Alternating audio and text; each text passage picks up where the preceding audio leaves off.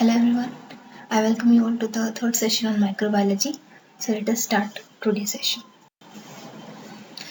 Let us look into the contents. The contents that we'll be dealing today are classification of microorganisms.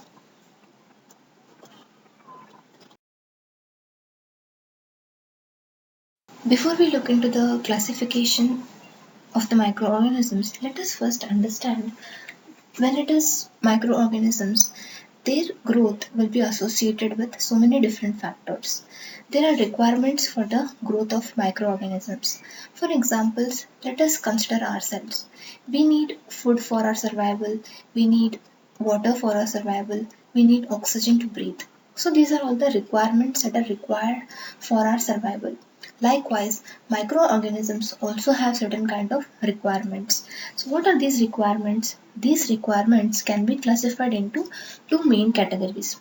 One is physical and the other one is chemical. So what are physical requirements? Physical requirements will include temperature, the pressure, the pH that is required for their growth. Whereas chemical requirements will include elements like carbon, nitrogen, oxygen, sulfur, phosphorus and other trace elements.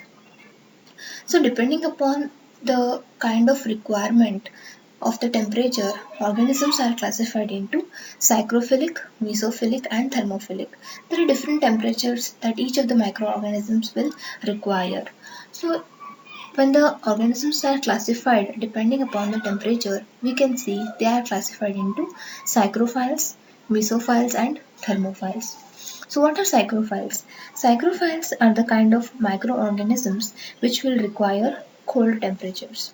For example, psychrophiles they grow best at low temperatures of say approximately -20 to +10 degrees Celsius.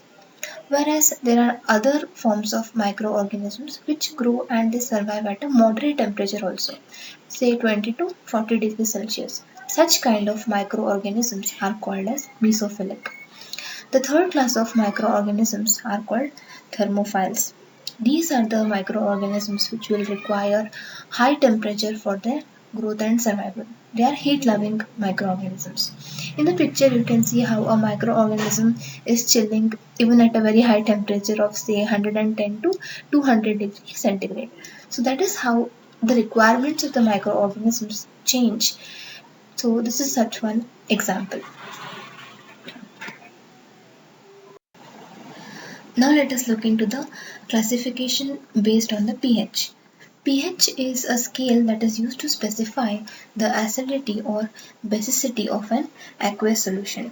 So we all know the range of the pH scale goes from 0 to 14, with 7 being neutral, whereas the pH of less than 7 will indicate acidity, whereas pH of greater than 7 indicates a base.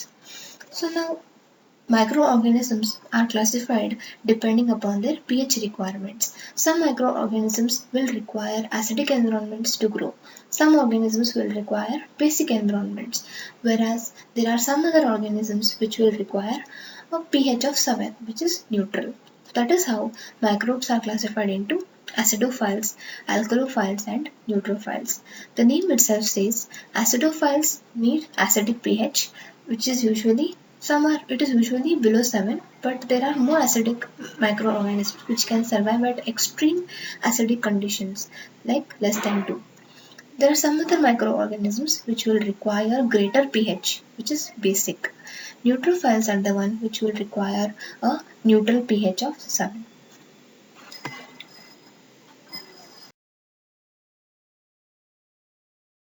Now let us look into classification of microorganisms based on the salinity. Salinity refers to salt concentration. Halophiles are the class of microorganisms that need salt for their growth. These organisms can be broadly classified based on their optimum salinity for the growth and the survival. So they are classified into mild halophiles, extreme halophiles and moderate halophiles. So mild halophiles are the one which require a minimum salt concentration of say 1% to 6% weight by volume of NaCl, whereas extreme halophiles are the one which will require a very high salt concentration like 2.5 to 5 molar. whereas moderate halophiles are the one which will require a salt concentration of moderate, say 15 to 20%. I think these are the very interesting group of microorganisms because they need salt for their growth.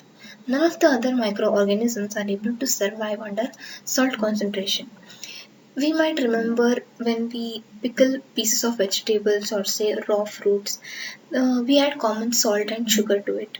Okay, this is because in the absence of the water, bacteria cannot multiply and hence salt acts as a preservative.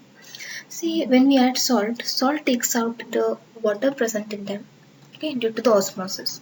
See, even if the microorganisms were present before we added salt, most bacteria will lose water from their cytoplasma and they will die due to the osmosis. That is how salt will act as a preservative. It kills the microorganisms.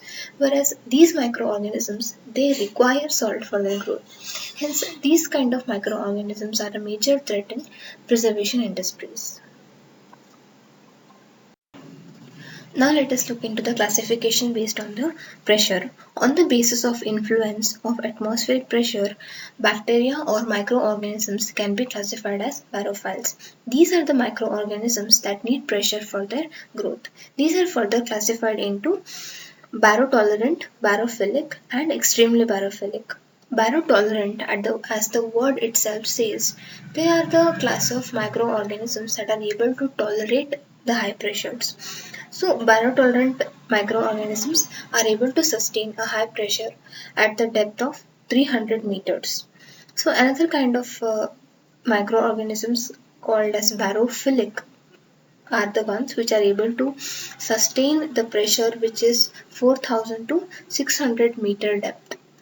Extremely barophilic are the ones which are able to sustain a very high pressure of 10,000 meters. So this is how microorganisms are classified based on the pressures. So some of the high pressure environments will include the deep sea environments such as ocean floors and D lakes. With this, we come to the end of the session. As always, I have a note. All the images used in the presentation are sourced from the internet. I would like to dedicate all the credits for the pictures to whomever it originally belonged to. Thank you so much for watching.